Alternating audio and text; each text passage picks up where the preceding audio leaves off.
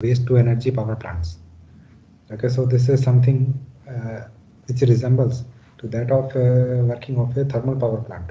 Like in thermal power plant, the coal is there, which is incinerated or combusted in a boiler, and thereby the steam is produced.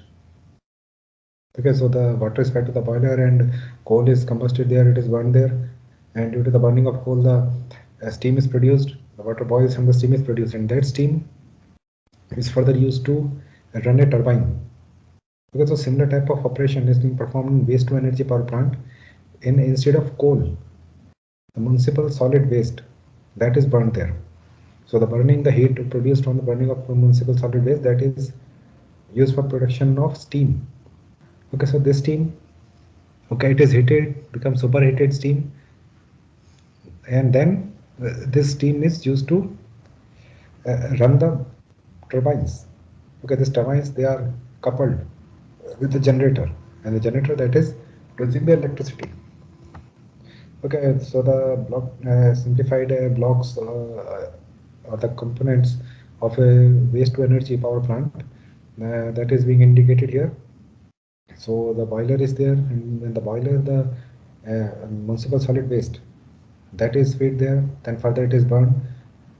Okay, then the steam that is produced, the superheater further heats the steam or removes the moisture content in the steam. Now this steam is further fed to supplied to the turbine. The turbine that is coupled with the generator, and generator that is producing electricity. Now further the exhaust, the steam coming out from the turbines, that is still having a huge amount of heat. So that can be further used for other purposes like the heating or cooling of buildings. Okay, then further after that the steam gets condensed, it is fed, it goes to the economizer, and the flue gases which are coming out from the boiler, they preheat the steam using this heat in the flue gases. Okay, and then it is again circulated to the boiler.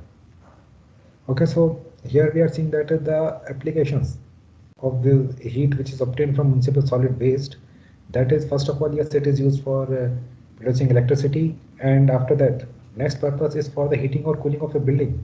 So this type of plants we can call as combined heat and power plant, because heat is also used there, power is also generated there. Okay, so it is thereby increasing the efficiency of the system. Okay, one more concern here which is being addressed, that is the flue gases which are coming out from the boiler, because there is a combustion of this municipal solid waste. So toxic components would be present there. Okay, carbon dioxide would be there, silicon, sulfur dioxide, and the nitrous oxides and ppm, particulate matters, they would be present there in the exhaust flue gases.